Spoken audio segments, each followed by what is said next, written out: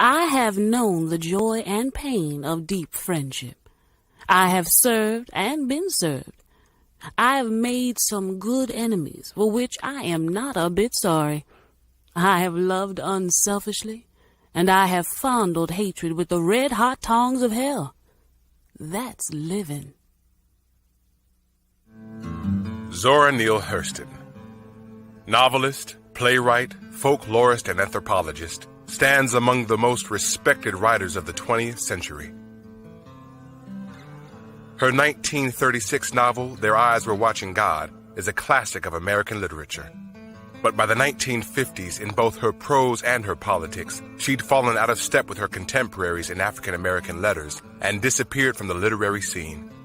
This is a story of her journey, from a South still healing from the Civil War to the New York of the Harlem Renaissance. Her years of obscurity, her eventual rediscovery, and her return to the place she's earned in the American canon.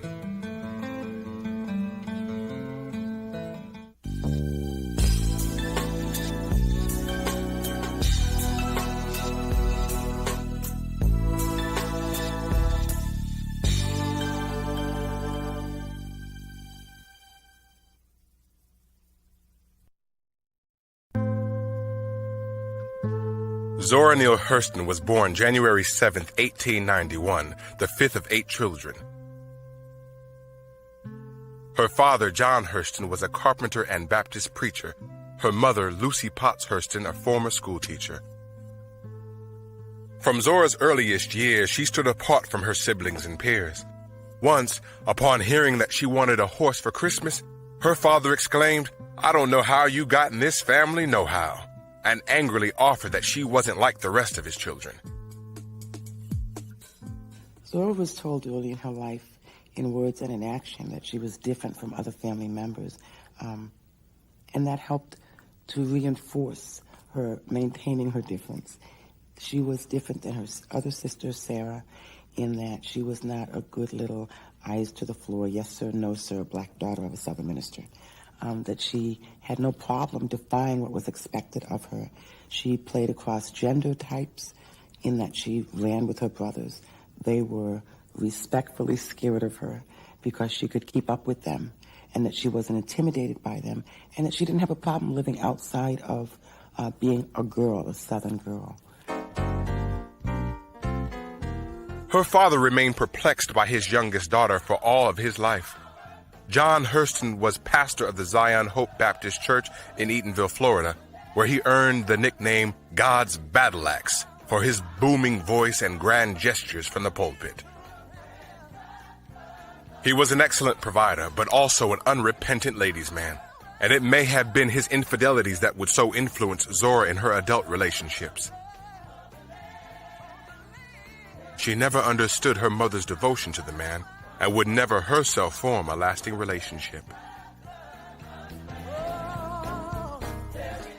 Zora's father was considered quite the womanizer, and I think that the model that this set up for Zora was that she was not going to position herself to be hurt, that she was not going to be pegged into limitations on relationships, and that she could flow with, move with whatever made her happy. So if at some point in the relationship it wasn't working, she didn't feel that it was her responsibility to be a martyr and to stick with it. And that if it wasn't pleasing to her, and that if it truly was not showing forward progress, then she had no problem releasing herself from that relationship and moving on to the next one. Eatonville was an idyllic town for its day. Thick groves of orange and grapefruit trees hung heavy with fruit. Not an unusual sight in Florida, but the town was unique in one important way.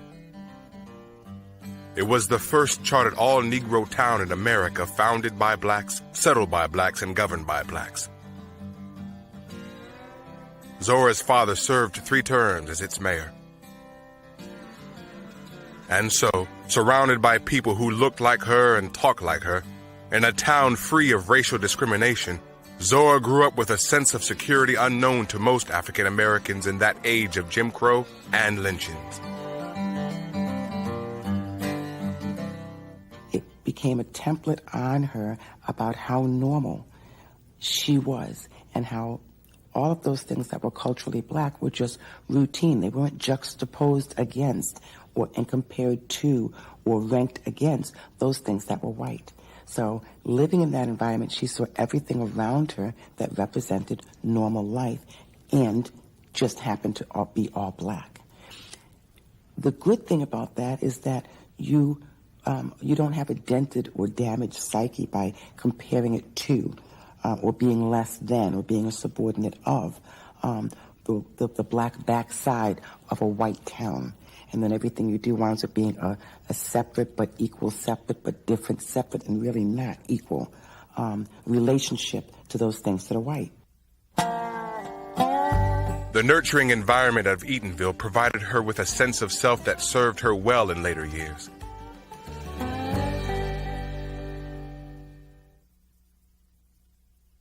Once I found the use of my feet, they took to wandering. I always wanted to go.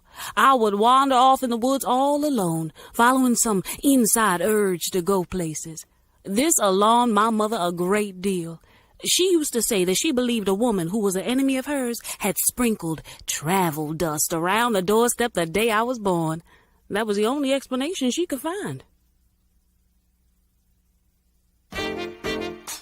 Zora was accepted to Howard University in 1919, and it was there that her talents as a writer were first recognized.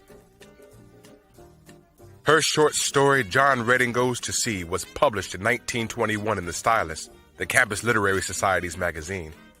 But recognition came not just from the Howard University literati. Elaine Locke was a Harvard PhD and the first black ever to attend Oxford University on a Rhodes Scholarship. In the 1920s, he divided his time between teaching duties at Howard and a busy life in Harlem, where he served as a sort of unofficial press agent for the emerging literary scene. He counted Langston Hughes and poet Countee Cullen among his friends, and when he read John Redding Goes to Sea in 1924, Locke became a fan of Hurston as well. He recommended Zora's work to publisher Charles S. Johnson. The previous year, Johnson had launched the periodical Opportunity, a journal of Negro life. And in its December 1924 issue, readers found drenched in light the work that placed Zora Neale Hurston's name and her talent firmly in the national spotlight. More importantly, in Zora's mind, she was now a writer.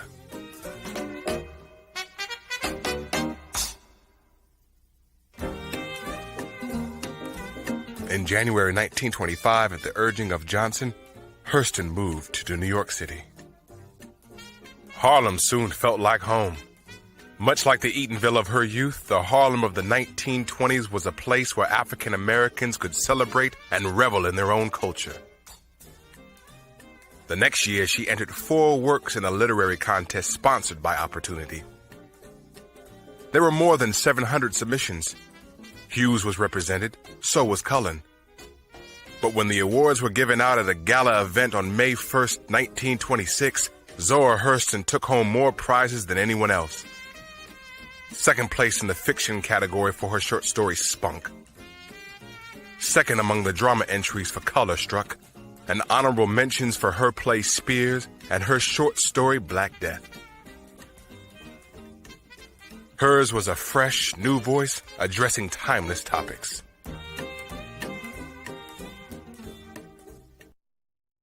The great themes of the novel, as scholars for years have said, are love and death. Hurston writes about love and death. That's what she writes about. The 2 fundamental concerns of being a human being. Not death from the lynch mob, but death. Just facing the abyss. How do you know who you love? People falling in and out of love. She writes about passion. She writes about the absence of passion, metaphorically. The spirit of the bedroom got up and moved to the parlor. I mean, what a beautiful way to talk about that moment in a relationship when passion disappears. We hadn't seen that in African American literature before. So impressive was her work that Barnard College founder and benefactor Annie Nathan Meyer, attending the awards banquet, offered her a chance to enroll at the college. Zora could not have chosen a better home than Harlem, nor a better time to be there. The new Negro movement had begun, fueled by a massive migration of Southern blacks to the North. Black literature, art, and music flourished. This magical period soon came to be known as the Harlem Renaissance, and it ushered in one of the most exciting times in the history of American culture. Hurston soon found herself working and playing among some of the brightest lights in black literature. Langston Hughes, Countee Cullen, and Elaine Locke, stars of stage, screen, and song as well. Paul Robeson, Bessie Smith, Louis Armstrong, and Ethel Waters, to name just a few. In the 1920s, Harlem was the place to see and be seen. For blacks, it was a unique spot center stage in a new age of American culture. And for whites who regularly made the trek uptown, it was a playground. Notables such as Charlie Chaplin, William Faulkner, Tallulah Bankhead, Jimmy Durante, and George Gershwin frequented its club scene. All were drawn by Harlem's growing reputation as a place where the jazz was hot, a reefer was cool, and the behavior was uninhibited.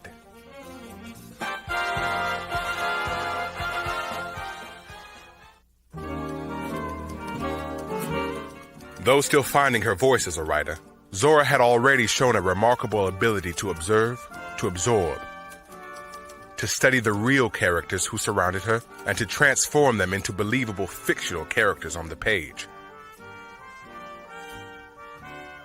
It was only natural that when she enrolled in Barnard College in 1925, these interests and talents guided her toward the study of anthropology. Barnard was the sister college of New York's prestigious Columbia University, and it was at Columbia that the German émigré Franz Boas had established the very first department of anthropology in the U.S.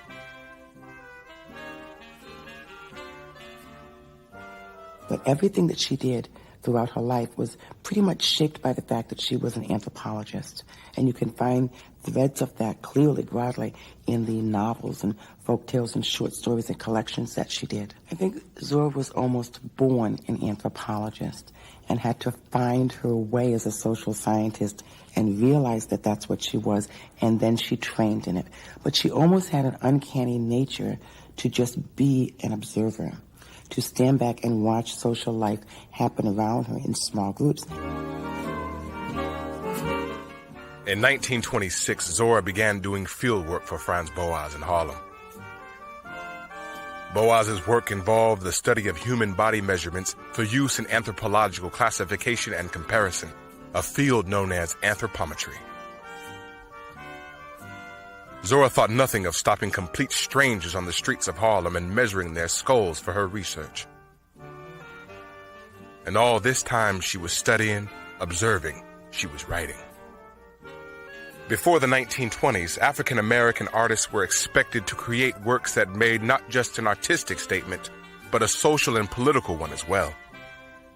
Works that would lift up the race by depicting blacks who spoke properly, who behaved properly, who were educated. Perhaps no one promoted this narrow view of artistic license more than W.E.B. Du Bois, who bluntly stated, "I do not care a damn for any art that is not used for propaganda."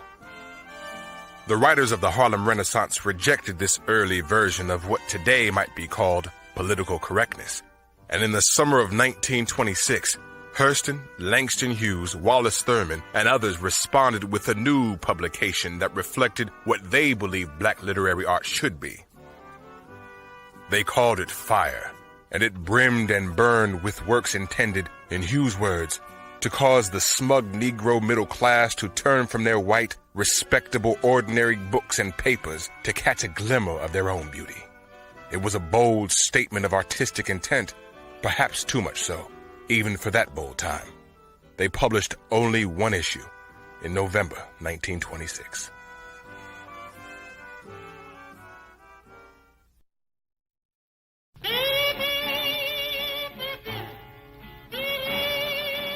The following February, through the efforts of Franz Boas, Hurston received a fellowship grant to collect Negro folklore in the South. Her journeys through a land where lynching was common and racism rampant served to show just how uncommon her upbringing had been in the idyllic all-black Eatonville. For a time, she traveled with Langston Hughes, whom she had run into by chance in Mobile, Alabama. Along the way, she collected a treasure trove of stories, folk tales, and songs sung by slaves and their descendants in the American South. Mama don't want no peas, no rice, no coconut oil, no coconut oil. Mama don't want no peas, no rice, no coconut oil, no coconut oil. Mama don't want no peas, no rice, no coconut oil. All she wants is whiskey brandy all the time. She spent 6 months on the expedition with one major diversion, to St. Augustine, Florida in May of that year to marry Herbert Sheen, an old boyfriend from her Howard University days. Sheen returned to Rush Medical College in Chicago, while Hurston pursued her own interests in both New York and in the field. And so perhaps the marriage was doomed from the start. They broke off relations the following January, though the couple remained married for 3 more years. Subsequent trips south to collect folklore was subsidized by a wealthy white patron, Mrs. Rufus Osgood Mason. Langston Hughes had introduced them to one another.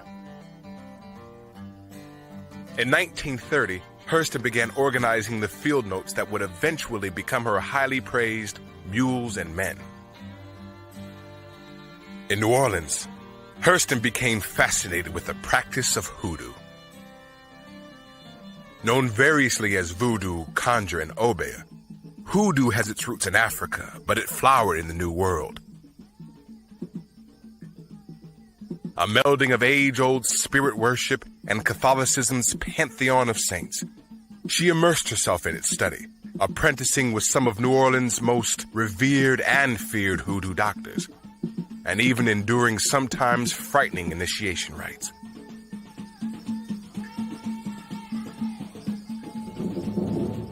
On the second day, I began to dream strange, exalted dreams. On the third night, I had dreams that seemed real for weeks. In one, I strode across the heavens with lightning flashing under my feet and grumbling thunder following in my wake. She published much of her research in the Journal of American Folklore as Hoodoo in America in 1931. Her interest and involvement in hoodoo went beyond the merely academic. She fully believed in its power and was absorbed in its mystery. Hoodoo would remain a lifelong fascination, and in the years to come, her studies of its practice would take her across the American South and to the Caribbean.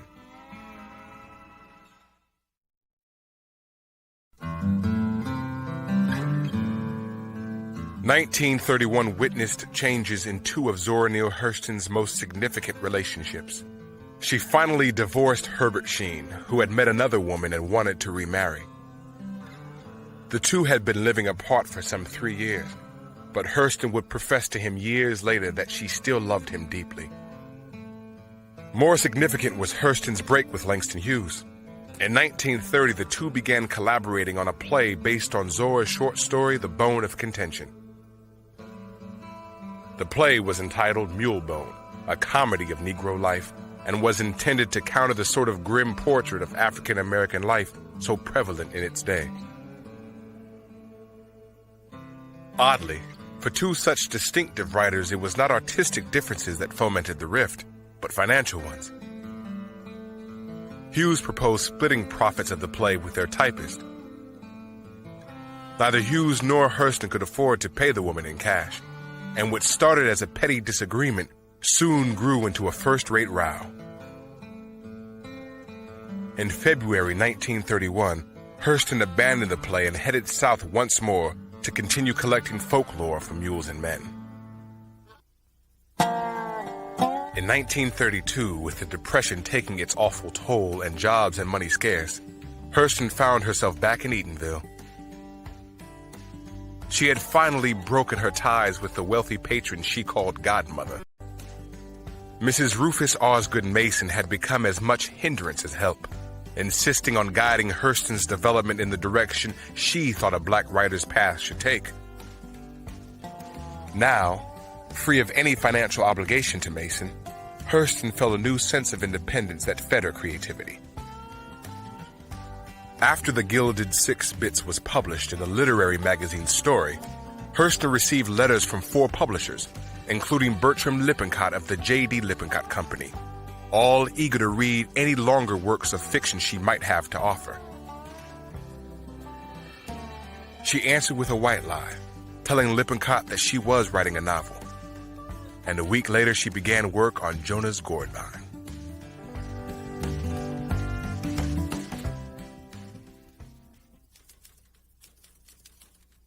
What I wanted to tell was a story about a man, and from what I had read and heard, Negroes were supposed to write about the race problem. I was and am thoroughly sick of the subject. My interest lies in what makes a man or a woman do such and so, regardless of his color. A fictionalized account of her father's life, the book came together in just 3 months and represented 2 milestones in Hurston's life. It allowed her to finally work through the tangle of feelings that she had for her powerful, philandering father. And with its acceptance for publication by the Lippincott Company, it made Hurston a rare entity in Depression-era America, a black female published novelist. In March 1936, Hurston was awarded a prestigious Guggenheim Fellowship to study West Indian Obeah practices. That year, her studies took her to Jamaica, then to Haiti the following year. It was while engaged in her field work in Haiti that Hurston wrote what would be her most loved work, Their Eyes Were Watching God. It came together at a fever pitch, taking just 7 weeks to complete, her writing sharing time with her anthropological studies. Their Eyes Were Watching God was published on September 18, 1936.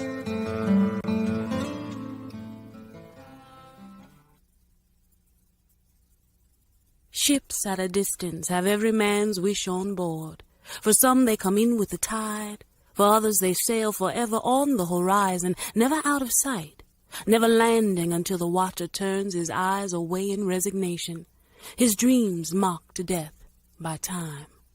That is the life of men.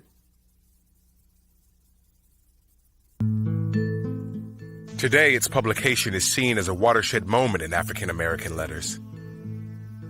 Its lead character, Janie, of a type unseen, perhaps even unimagined in anything that had come before.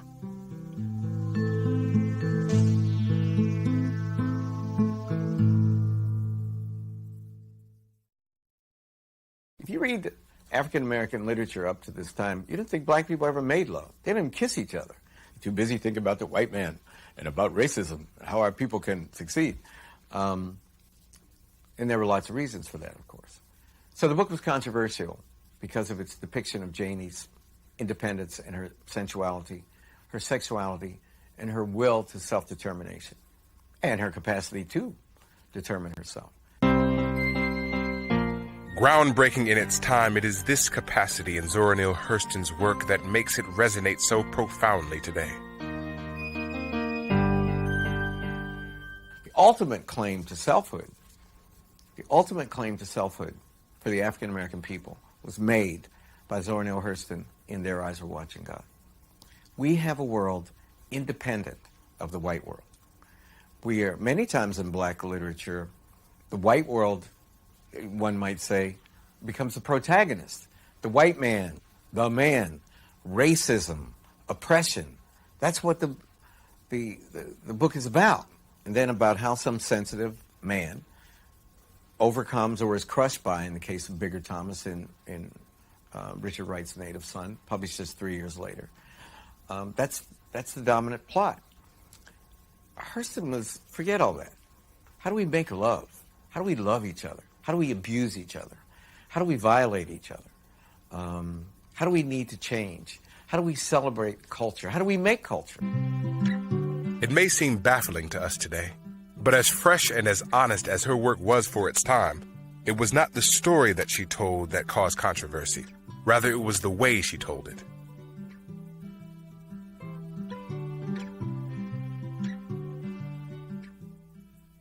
It was an attempt to incorporate the black vernacular into standard literary idiom. It was an attempt to incorporate the African American vernacular into the language that it's appropriate to use to tell the tale of a novel. In other words, she wanted to prove that black dialect had the stuff, had the energy, had the resilience, had the resonance, the capacity to carry a tale over a couple hundred pages. But it was also controversial because of its use of dialect, its recuperation of dialect. And Richard Wright felt that Hurston was donning a minstrel mask for white patrons, showing the darkies in the field, people down on the muck playing the banjo and cutting up and playing the dozens and signifying and insulting each other in the ritual ways peculiar to African American culture. Other writers or contemporaries at the time disagreed with her use of black vernacular. She didn't see anything wrong or pandering in her approach to using the black vernacular, and she wanted to expose the beauty of those cultural elements, language being one of them, one of the major ones. She wanted to broaden the exposure of those cultural elements from the black community to a white audience, to almost increase their humanity and broaden their understanding of what black culture was about. In the Harlem of the 1920s, black dialect or black vernacular English was considered by many to be an embarrassment. It was the language of stereotype, the language of vaudeville, and the type of black dialect poetry that was popular at the time. Many African Americans found its use demeaning.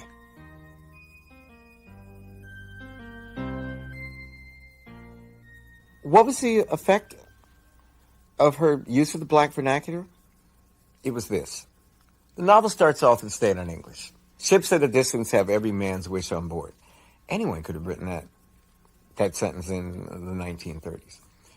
Within a few paragraphs, there's the unmediated voice of the African American community. Black dialect. What's she doing come back here wearing them overalls? She ain't no young gal no more. Where's that young man she ran off with? Where he left her? What he done with all her money? Betcha he be off with some gal so young she ain't even got no hairs. Why she don't stay in her class? When she got to where they were, she turned her face on the banderlog and spoke. They scrambled a noisy good evening and left their mouths sitting open and their ears full of hope. You know, it's the Greek chorus equivalent. It's the voice of the African American community, anonymous and collective, undifferentiated in the text, just a bunch of sentences and questions running together. Those are the linguistic extremes of the novel, established in the first chapter, in the first 4 or 5 paragraphs. Standard English at one extreme, black vernacular English at the other extreme. A curious thing happens. Those two voices merge in a combined standard English, black vernacular discursive voice through the voice of the narrator as the text goes along. The achievement of producing a third term, one halfway between standard English and the black vernacular. Zora Neale Hurston was a genius to be able to achieve that effect. Many of Hurston's contemporaries, Richard Wright in particular, were greatly displeased with her work. But Hurston had come from a place where all facets of black culture were celebrated. She was comfortable in her skin.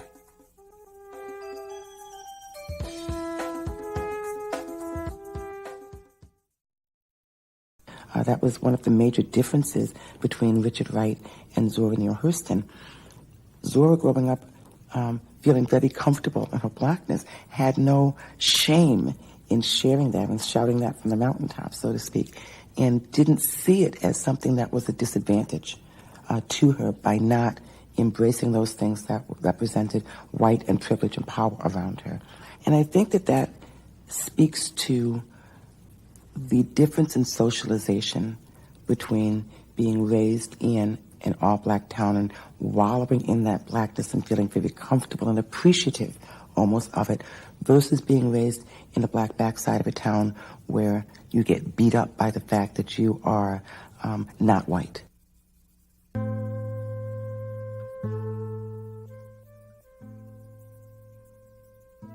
In the succeeding years, Hurston's work alternated between her literary pursuits and her anthropological field studies.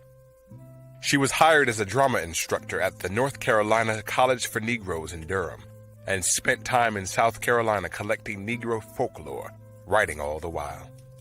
Over the summer of 1941, Hurston completed her autobiography, Dust Tracks on a Road. Published the following year, it was awarded the Anisfield Wolf Book Award in Race Relations, and Hurston was honored on the cover of the Saturday Review. She spent nearly a year in British Honduras researching the black communities of Central America. It was during this time that she wrote what would be her last major published work, Sheriff on the Suwannee.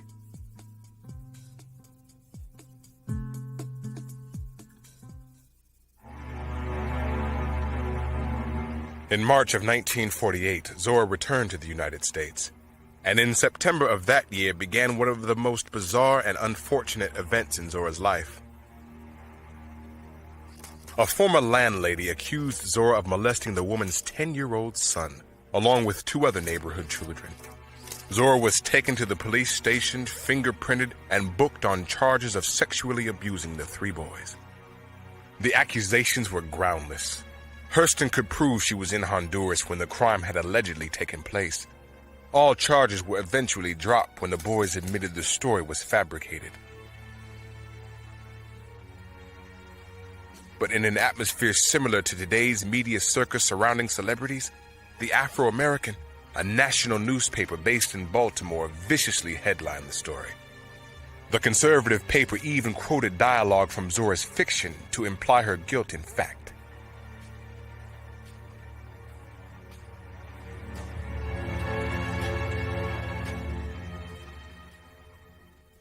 The false accusations leveled against Zora were quite devastating to her.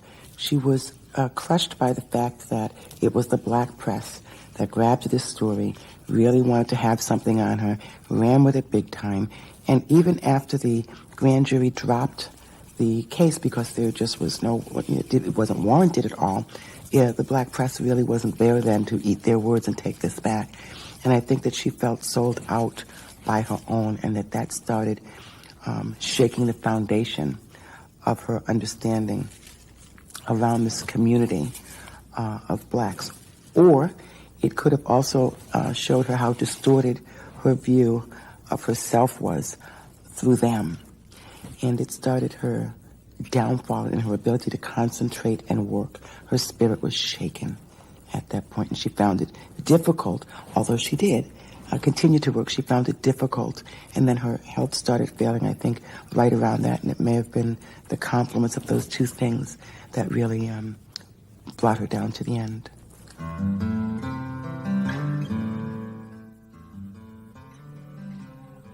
The accusations had been exposed as false, but her humiliation was all too real. Her own community had persecuted her. She left New York City in 1949 and headed for the emotional and physical warmth of her remembered South. Living on a friend's boat in Miami for a time, she earned a few dollars here and there from her writing. But by 1950, all but the most recent of her books, Sheriff on the Suwannee, were out of print. Money was running short. Zora continued writing, while accepting employment as a domestic in the home of a wealthy white couple. In March 1950, the Saturday Evening Post published her story, Conscience of the Court. It was only then that her rich Revo Island employers, reading the magazine, recognized her name and realized who was washing their windows. When the Miami Herald ran a story titled in part, Famous Negro Author Working as a Maid, offers of freelance writing assignments began coming in, and Zora Hurston made a living from writing once more.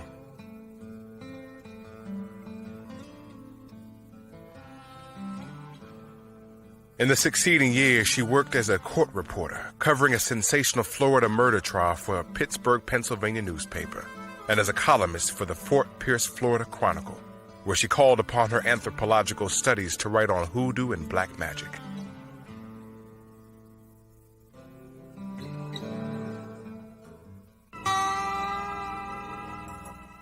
In 1959, Zora suffered a stroke, and in October of that year entered a welfare home in St. Lucie County, Florida. The Harlem Renaissance had long since ended. A new age of black pride was on the horizon, and Zora Neale Hurston was all but forgotten. Even her best-known work, Their Eyes Were Watching God, was out of print. Not because its literary value had lessened, but because its literary venue had changed. African-American letters no longer had a place for Hurston's depiction of the Southern black she knew, for her honest, some felt demeaning portrait of their language, their customs, and their foibles. In fact, much of what Hurston wrote, both fiction and essay, stood in stark philosophical contrast to her contemporaries. She regularly contributed to American Legion magazine, articles with such titles as Why the Negro Won't Buy Communism and I Saw Negro Votes Peddled.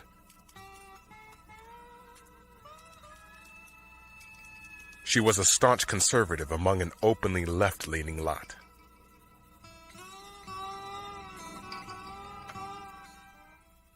Zora's views on race relations differed from most blacks in general, and Southern blacks in particular of that day, in that she was against integration. She did not feel it would improve the condition of blacks by just mixing them in with whites. She thought that the cultural uniqueness and heritage of African-descended people would be lost in that. So the idea of stripping all of that off and assimilating to elevate your status was not an option as far as she was concerned. She wanted a more pluralist approach, that there didn't need to be just one culture that was elevated and respected and assimilated to. She thought that they could go shoulder to shoulder, that they could share the American palate. Some people say that Hurston disappeared because she became a conservative Republican. Some people say she disappeared because she effectively opposed Brown v. Board, the famous Supreme Court decision in 1954, which ostensibly led to the desegregation of schools, which of course it didn't, but it did in some places like my hometown in West Virginia. I think that Hurston was awaiting a readership to sustain her, like any writer. She was widely celebrated, widely reviewed. But Richard Wright, by publishing Native Son in 1940, just changed the literary landscape. Zora Neale Hurston died of hypertensive heart disease on January 28, 1960, and was buried in Fort Pierce, Florida. It would be nearly a generation before another noted writer of color, Alice Walker, would discover Hurston's work and help return her to the spot in the American canon that she had so rightly earned.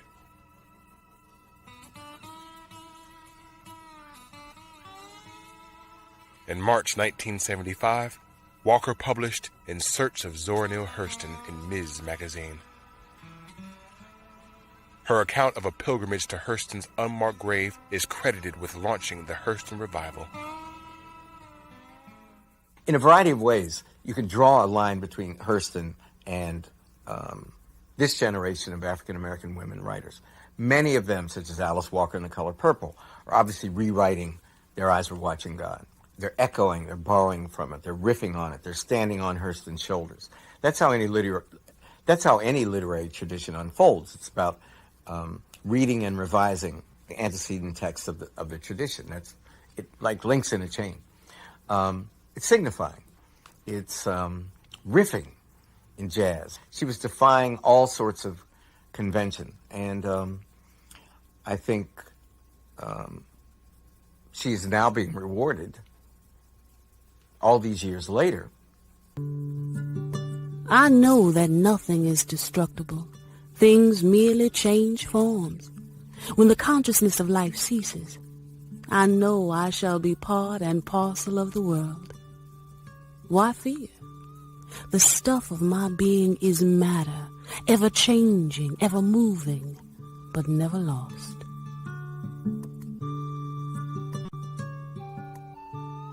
For a time, American letters had lost Zora Neale Hurston, but now we have found her again.